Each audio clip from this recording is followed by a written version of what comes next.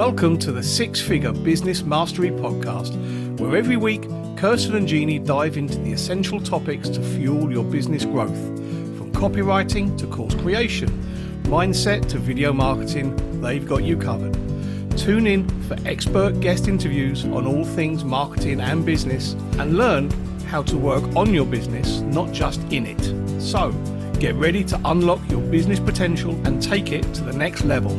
Hi, everyone. I'm Jeanne Willson. Along with my business partner, Kirsten. We have a company called Six Figure Business Coaching, and we help people leverage video and outsourcing through our program, the Marketing VA Advantage. But today we are excited to have my very new dear friend, Shelby Kincer, and she runs an amazing agency called Collab Social. I'm going to tell you a little bit about her. She's a full-service digital marketing agency that focuses on collaborations and connections that convert.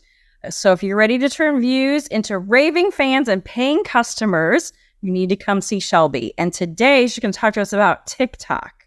So we're going to get as deep as we can into SEO and how to film videos to go viral, because you're going to tell us some stories about some amazing viral happenings for your clients, and to make the algorithm happy and turn those views into sales. So Shelby, I'm so glad you're here. Thank you. Thank you. Thank you so much. I'm so excited to be a part of this, and I'm excited to get a chance to chat with everybody about TikTok, which I know is one of those things that eludes a lot of business owners. We have a lot of people who are a little weary about TikTok. We have a good amount of people who are like, I want to try TikTok, but I don't really know where to start. And so I think it's awesome to get a chance to break that down and make it a little bit more accessible. Yep, you're speaking our language. So that's where we'll start. Tell us what we need to know about TikTok and how valuable it is. For sure. Yeah. I'm looking at my notes. I took a lot of good notes for you guys, but I'm going to go through each piece by piece. And then if there are questions or if you have things that you don't understand, I did preface all of this, Jeanne, that it's a big thing. So we're going to jump right in, but it's a lot to take in, not to be discouraged by doing it, because it's really worthwhile for a lot of businesses, but it's something that you want to make sure that you're taking in slowly and understanding and adapting. So if you have any questions, then definitely let me know. The easiest way that I can frame to you guys about TikTok in the way that the SEO has come about is it is no longer a social media platform as much as it is an SEO platform, but it still needs to be a social media platform. So I know that's a little confusing, but what that really means is TikTok is gunning to be a top search engine. It wants for you to be able to type in whatever it is that you're looking for and be able to find it. Think about like Pinterest and how that kind of researched and people were able to search recipes and grocery lists and everything like that.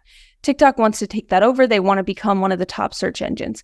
At the same time, in the same breath, it's still a social media platform. And with that being said, you still have to make sure that things are aesthetic, that things look good, that things are put together. But that's not to make anyone not want to be on TikTok, because the first thing that happens when I say that is, oh, I don't have an aesthetic life, or I don't have a perfect kitchen, or none of that. I'm just talking about general angles, general lighting, making sure that you have the things that are free and easy to put together to make sure that people are getting the type of quality content that they've come to expect with these platforms. So that's a quick synopsis, but the reason that it's so important to place all of these is because the algorithm can't place you. So if TikTok doesn't understand what it is that you sell, what it is that you do, who it is that you're targeting towards, they can't place you. So the more that you post random things that, you know, one thing's about cooking and one thing's about dogs and one thing's about business and one thing's about, they're having a harder time placing you. Now, the number one feedback that I get from that is, I don't want to narrow down. I want it to be about me. That's totally fine. But if you want it to be about you, then you have to narrow it down into specifics about you so that TikTok can grab on. And then once you've got the numbers, you have a lot more space for you to open up and do more things that you want to do, because TikTok recognizes you as a strong creator who's going to continue to build a lot of views and traction. Yeah, that's funny, because we did that a little bit wrong when we started our YouTube channel years ago, where we started talking about email marketing, which at the time we did do some email marketing, but it wasn't our whole focus. But we started ranking for email marketing, and we really wanted to rank for marketing virtual assistants and outsourcing. Yeah, you have to be careful right from the beginning to make sure that you're putting things out that make sense and that are going to bring the right people to you. Yeah, a perfect example of this is we have a client that we've worked with for several years now, and she is a nutritionist. She's in the nutrition space, but she was doing TikToks by herself, and it was just about nutrition. It was about, she's a vegan, and so some of it was about vegan, some of it was about activism, some of it was about eating, some of it was about nutrition, some of it was about gut health, some of it was about supplements, like the list could go on and on. And so when we were really able to narrow down that her niche really wanted to learn about how to heal your hypothyroidism naturally, millions and millions of views, tens of millions of views, and so many signups for her in all of these programs, because TikTok could place her in front of those people that are not only searching for that, how to heal hypothyroidism, and you got to get into the mindset of the person that you're targeting to as well, because that's really important. And I know a lot of people are like, oh, my ideal client is not on TikTok. 50% of the market is over the age of 30. So yes, that does mean that 50% of the market is under the age of 30, which is quite a populated window, right?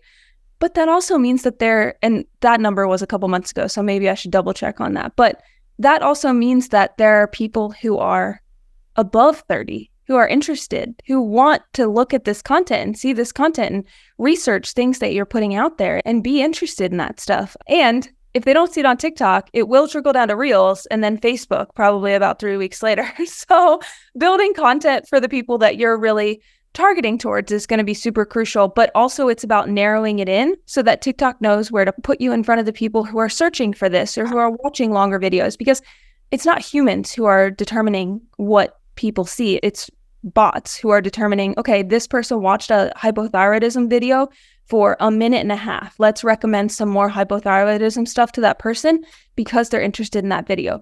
So yes, there is a lot of framework that goes into filming and editing and all of this stuff, but none of that matters at all, not only for views, but also for conversions if people aren't super crystal clear on who you are and what your content is going to look like. Yeah, that's fantastic.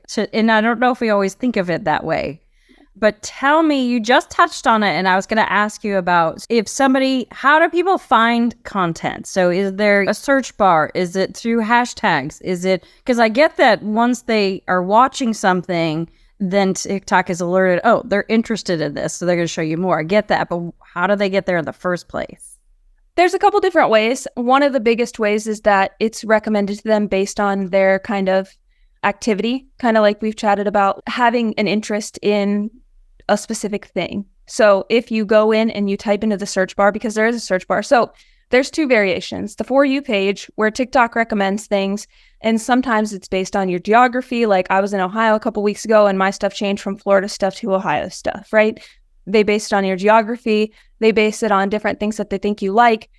At the root of it, like a lot of the marketing stuff that is done, they're able to say, oh, you're in this house and the person in this house recently ran out of this toothpaste. Let's remarket that toothpaste to you because you probably like that toothpaste too, right? So it's gone really deep into them kind of understanding your buying habits and your viewing habits and everything like that. But if you looked up, a certain type of shoes, they're going to start showing you more shoes like that and different things like that. That's more the For You page. They'll randomly generate things that they think you'll be interested in based on your age, based on your geography, based on things that you've searched. They'll randomly generate things that they think that you would be interested in. And then once you show interest in it, then they'll show you more of the same, whether you like it, you share it, you favorite it, you watch it. The other way is through the search bar. You go to it's like the second tab on the bottom of TikTok, and it allows you to search things. So you can say recipes for a cold winter's night or something like that. Then they're like, oh, you're interested in recipes, but they're very specific. The TikTok algorithm is one of the scariest algorithms that I've ever seen. It's very specific because if you even watch that video for 5 seconds longer than you watched the one before, that's the one you're going to get repeats of, because they really want you to stay on the platform as long as possible, make them as much money as possible on the platform, and really support those creators. They're very specific about making sure that the content is super specific to you and what you're interested in. And you can maneuver that based on likes and different things like that, like I said. And that's why one of the important goals that we have when we're working with clients and when you're working on TikTok is to make sure that your stuff is easily categorizable, but also to make sure that it's savable, it's likable, it's shareable, it's searchable. Make sure that people are able to, oh, I'm going to tuck this away into this collection, or I'm going to send this to my mom because she wants to see this recipe, or something along those lines, so that people are able to really keep track of your content and continue to watch that stuff. Yeah, that's fantastic. One of the things that we hear about though is and I asked you this earlier, do businesses do well on TikTok, or is it just consumer to consumer or business to consumer? What about business to business?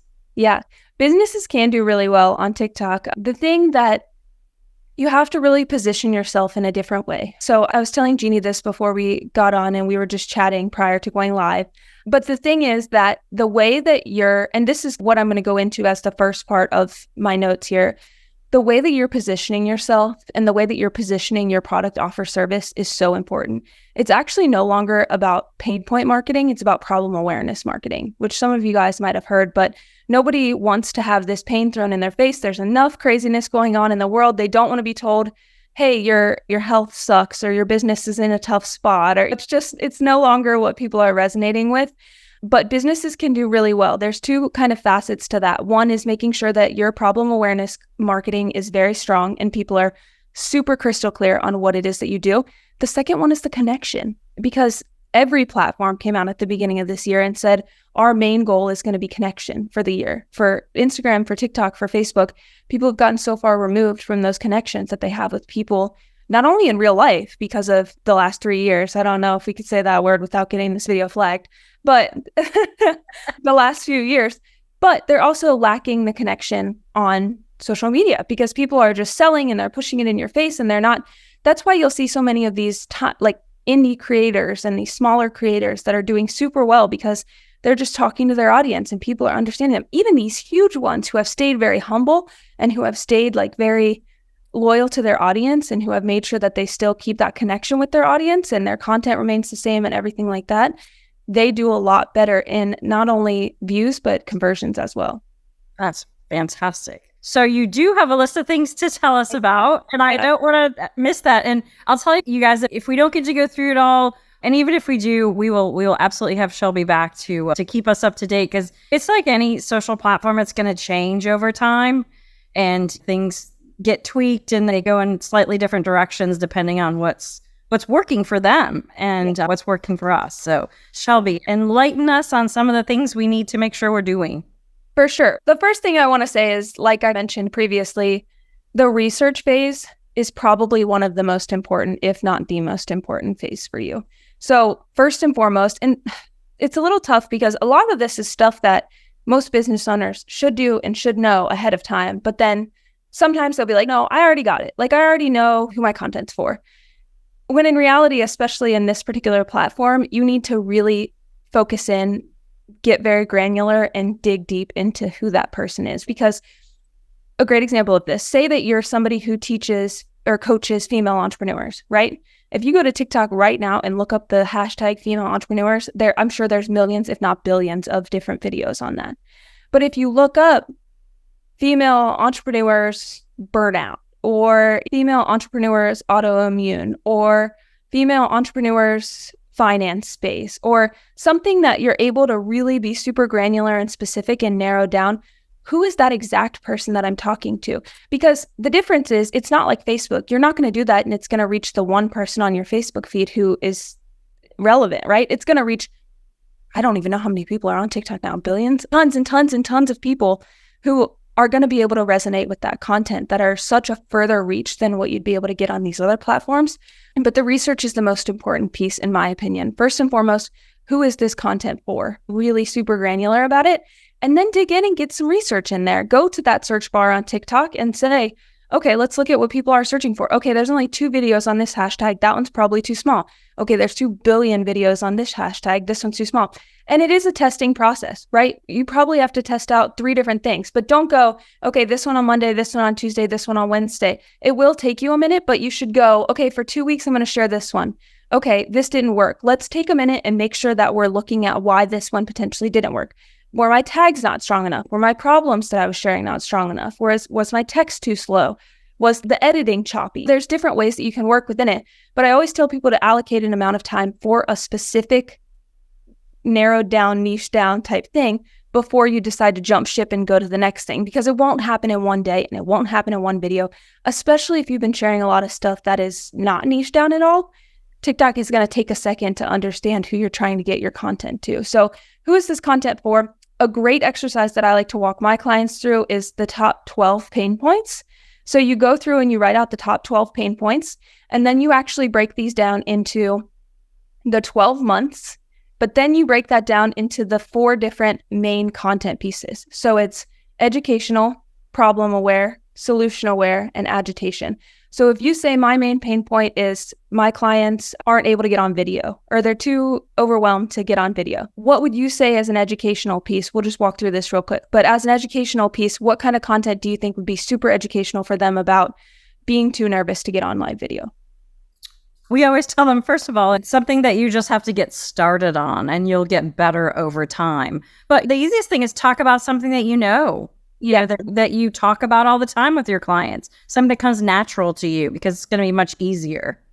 So my main tweak on that would be if you're doing an education piece on that specific thing that you just mentioned, I would actually say to add in something about what the amazing benefit is of it, right? Just get started because here's what could happen. Just get started because if you don't, here's what you can miss out on. Just get started. That'll help be a super strong lead into your problem awareness piece. So the problem awareness piece will be something like you're having trouble getting consistent leads in your business. You're not connecting with your audience. You're having trouble being visible. And then the solution awareness will be the solution is to do these amazing videos. Here's how you get started. The agitation piece, and I'm just running through this quickly, obviously, so you guys can get a framework as to how to do it for your own business. But the agitation piece would be, if you're watching this post still, you've probably been thinking about it and you're probably still being a little too nervous about it, but here's some call to action pieces that you could take to really make this happen for yourself sooner rather than later. So I always tell people, break down those pain points. And what you're going to find is if you break the 12 down into those 4, not only do you have a plethora of content available to you for each week it's very awesome. But the next thing that you're going to need to do in that regard is take those pain points and research them. Because we've done this with clients and we will write out all 12 and 3 of them, we can't find anything on TikTok. Nothing is hitting. Nothing, nobody's searching for this. Nobody's interested in this. None of it is of interest. But on 6 of the other ones, they're really great. And so it's a little work up front. It's a good amount of work up front, but it takes out so much of your guessing as to what people are genuinely interested in. And then you can build that content around that. So that's my first thing that I always tell everyone. You have to research it. You can't just be throwing things at the wall and hoping that it works out. You need to make sure that these pain points and these problems that people are really struggling with, not only are they actually looking them up, but other people are doing videos on them and it's doing well. Yeah. So yeah, we tell them that in YouTube as well. Have a look at your competitors. What are they talking about that's most popular? Yeah. But I got to tell you, TikTok is so easy to search, like even more easy than YouTube, because you just go and you filter it by like how many have been the most liked in the last 3 months. And you're just overwhelmed with a plethora of content. And you can look at, okay, this person's editing style looks similar to what I'd like, or it's almost like they've taken what YouTube did and almost made it a little bit easier and condensed because you don't have to scroll through all that. Like you're able to see very quickly what's going to work and what's not. I really love it. And that's no hate to YouTube. I love YouTube, but yeah, no, I love that. Really great. That's awesome. So yeah, I just always tell people and then work backwards from that, right? What are the 3 phrases you want to be searchable for? If email marketing is not what you want to be searchable for, do not cover email marketing, but writing those things down and really breaking it into different subtopics, topics, and then through the 3 different content lenses is going to be super, super important. So that's the research portion of that. The next piece is how you film it and what it looks like and what you're going to say, right? So with the TikTok algorithm, it's very important. Like I said, we're being monitored by bots. We're not being monitored by real people who can understand, like, this is where this is coming from. It's bots. So what you need to do in order to make these videos do exceptionally well is you take whatever it is that your topic is, right? So if you have a topic, like I'll reverse engineer it down to how to start creating videos, or like really super granular, or how to do a parasite cleanse, how to fix leaky gut, like really super granular. Understand what people are saying underneath those that have done really well, and then take your own iteration, but make sure it always includes that very strong keyword. So if leaky gut is your keyword, then leaky gut needs to be in your video. You need to say it at least twice, and it should be on the screen at least once, because then TikTok is going to be able to categorize. So do the video, and just some like baseline tips are start with that hook. So don't start with, hey, my name is Shelby and I own it. Don't, because you have about 1 second before they scroll past your video, right? If you're on the For You page, or if they're searching for you. We're in such a fast-paced market and society where they can't even get people to watch Netflix shows anymore. It's insane how much people want to be constantly entertained and at a good pace, right? So if you watch a lot of these creators, you'll be able to catch on to some of what they're doing. Are they talking fast? Is their text here? Is it here? Is it here? Do they have this different stuff in their captions? What hashtags are they having? Most of the time, a great framework is to start with your hook, then do some sort of problem awareness where you're like leaning into that, fill in the gaps with the solution awareness, and then agitate with a call to action. It's very similar to what we've talked about with the structure. Do that with a video. The tough thing for a lot of people is you do have to do it rather quickly. So because people's attention spans are so short, you can be like, oh, TikTok gave me 10 minutes. Do not use those 10 minutes. Unless you're doing a vlog or something where you've already built an audience and people want to sit and watch you clean your kitchen, make it 60 seconds, 90 at most, right? But people want to get it quick. They want it snappy. They want to understand. I work in this industry, and if a TikTok is too long for me, like they're talking too slow, I'm going to move on. It's crazy because you don't think that something like the speed of your talking would be that beneficial, but you need to say, here's what you're struggling with. Here's how you can fix it. Here's how I can help you fix it.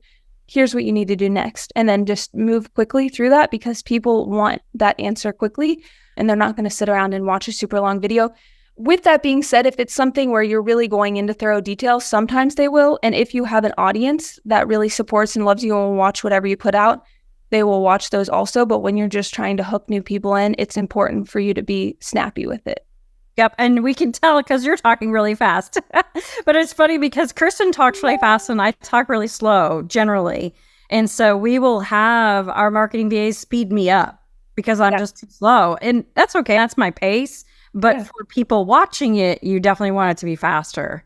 And it's a thing that you can get better at. I had a client who started out and she talked very slow and was like not super getting her words together, but it would take us forever to get through filming. And I was like, you just have to make some mistakes. You just have to keep going. The thing about all of this is that it doesn't have to be the perfect take every single time.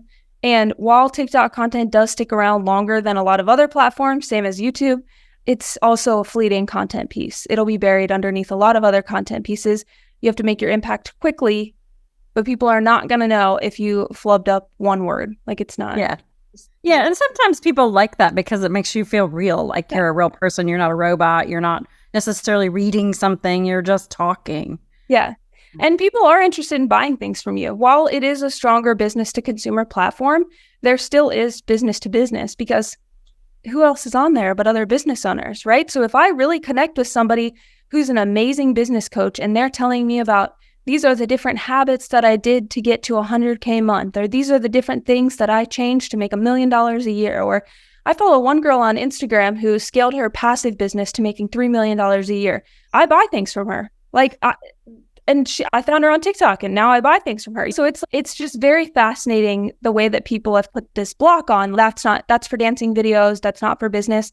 It is so much for business because the client that I was talking about with you, Jeanne, she got off one video, there's 27 people who signed up to learn to work more with her. Or another client who's the nutritionist and she has a program that was launched and she had one viral video and we got 28 people signed up for a thousands of dollars a month program. And then several people on a wait list. She had to open up a second program. So and now we're on third, fourth, fifth, and this is just within the last month or two. So once you're able to understand what your audience is looking for and provide a strong solution, that's a big piece that people don't talk about.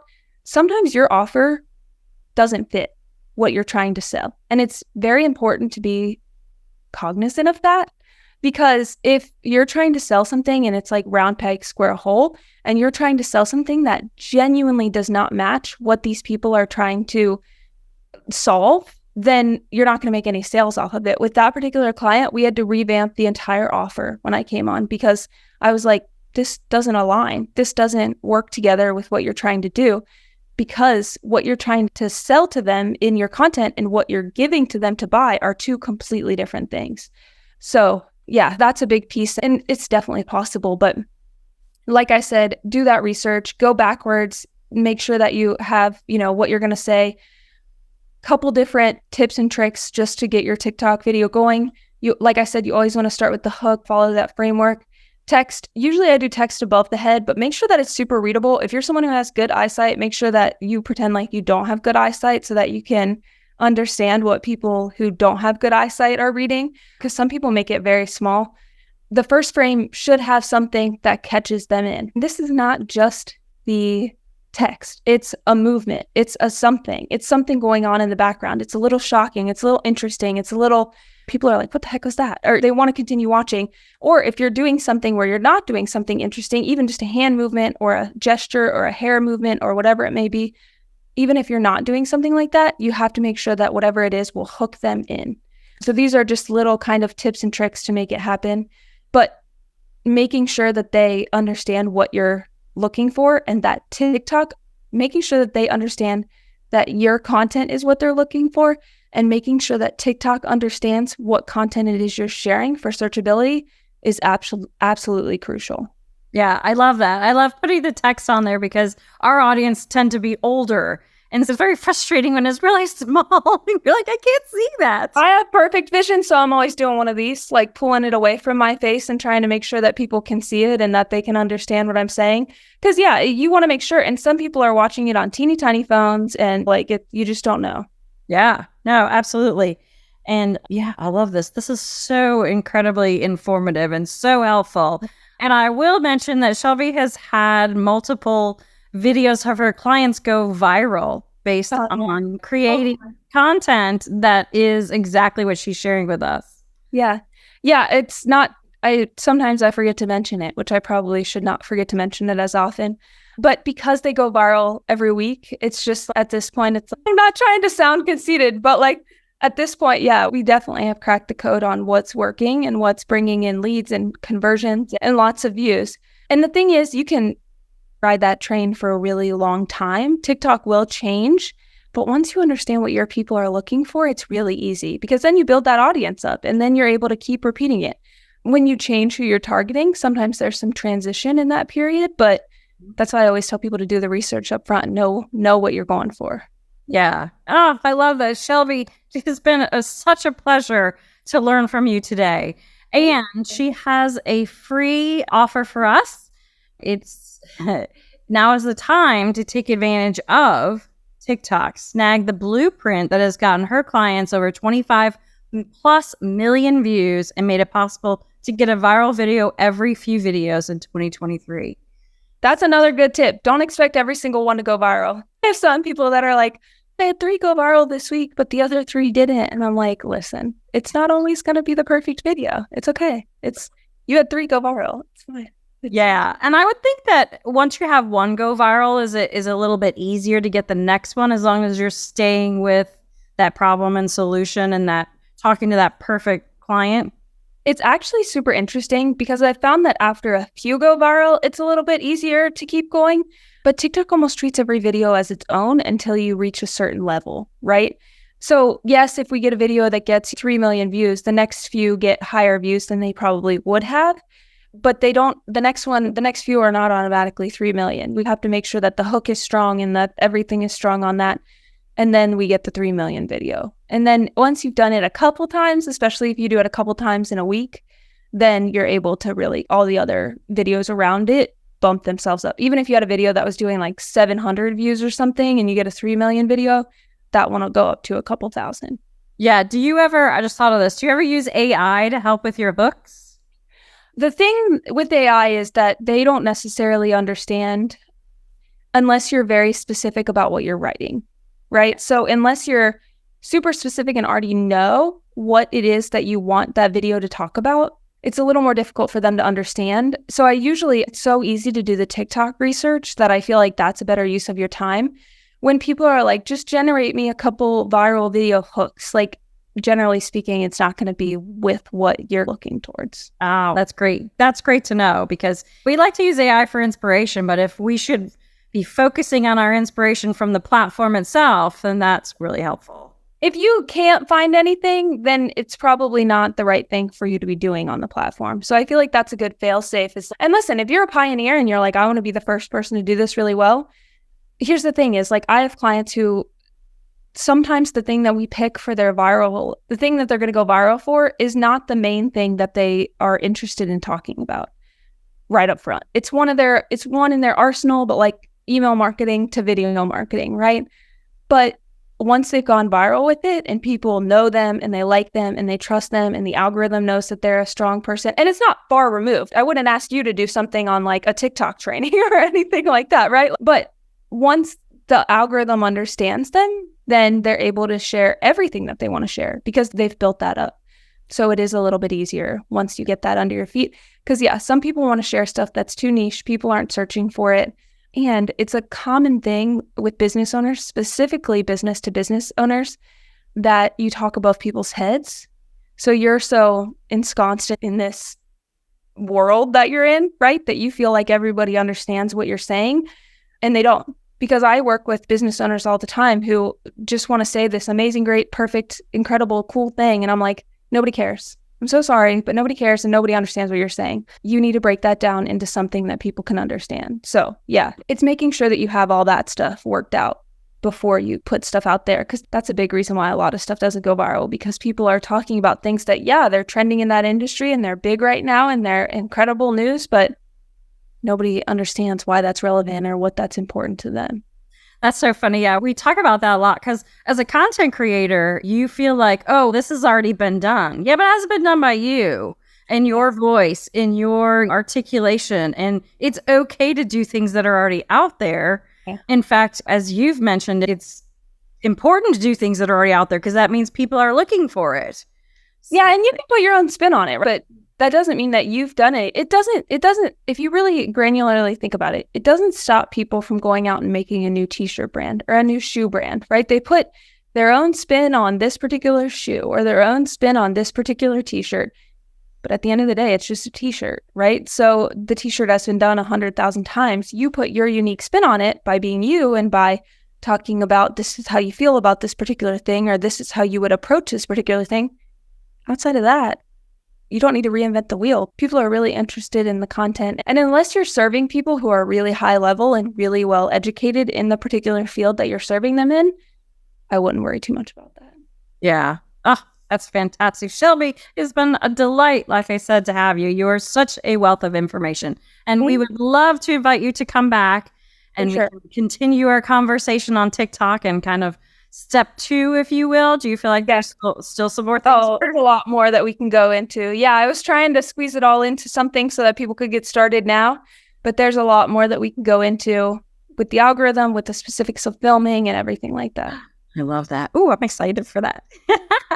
And as you can see, Shelby is a wealth of information. We'll be happy to help you, but you've given us such great information and tips and examples. And yeah, I'm excited. I'm excited to get back on TikTok. Thank you so much for having me on. And I'm excited to have those conversations with everyone. And yeah, please send any questions my way. And I'm excited to come back. Will do. And like I said, we will have a free resource that she has very kindly shared with us. And we will share that link with everyone who's watching or listening. So thanks again, Shelby. Have a fantastic week and we'll see you soon. Thank you. Bye, everyone. Thanks for listening to the Six Figure Business Mastery Podcast. If you enjoyed listening to this episode and you are ready to leverage video marketing on all online platforms, or maybe even start your own video podcast, then you need to check out the Done For You and Done With You program at themarketingvaadvantage.com and take your business to the next level.